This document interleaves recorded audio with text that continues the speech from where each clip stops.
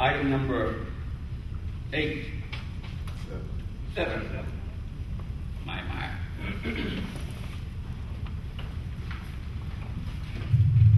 I'll give you a quick rundown on the projects. That's got a talk with me.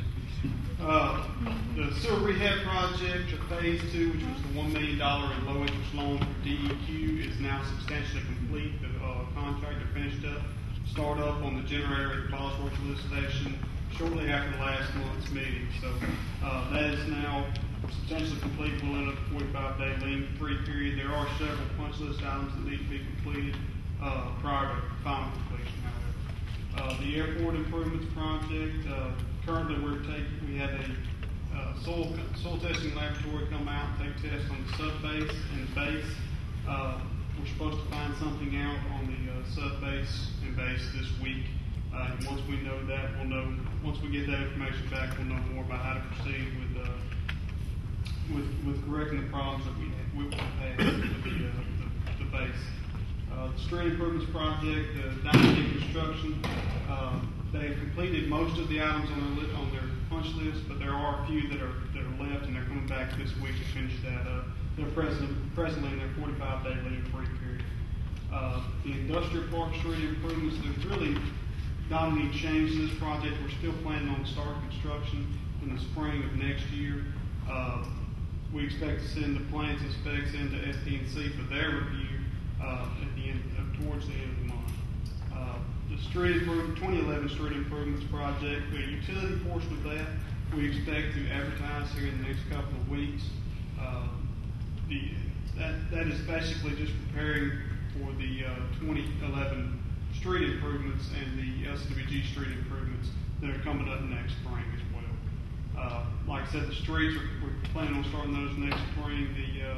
The plans and specs are pretty much 95% complete on those, but we have to wait for the next spring in order for the weather. Like I said last month, the city found out that their 2011 LCDBG application was funded. We got the letter in the mail along with some conditions, so we're working on filling out the paperwork and getting the additional items into CDBG. That is a $600,000 LCDBG grant, coupled with $275,000 in city funds.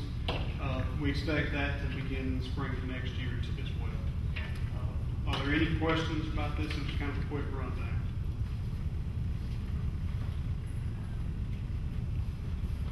I know we asked this question basically the last time, but what are our possibilities of getting another $600,000?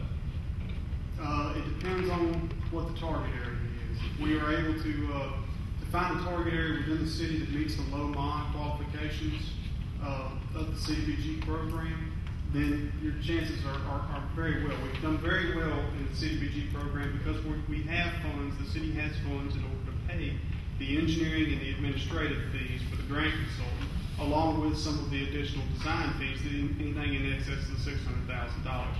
The problem that we're running into is that we have used up the low to mod target areas in the city of Winsboro. So we're no longer able to meet that grant qualification. I've got to talk to the grant consultant again before next month's meeting when we need to start making decisions about how we want to proceed with our SDG grant. But the last time I talked to him, he told me the only low mod target area that we had left was citywide. We could do one more CDBG application citywide. Chances of that flying, of that one being successful is a lot slimmer than it has been in the past, is what you're saying? No, not necessarily. I would say that because a majority of the funds in that case would have to come through the city, I would say that one actually has a fairly good chance of being funded. So we do have one more shot at this. Yes, sir. At $600,000 or one more LCDBG application at least for the streets, providing we can't find anything else. Any other questions? All right, thank you. Thank you.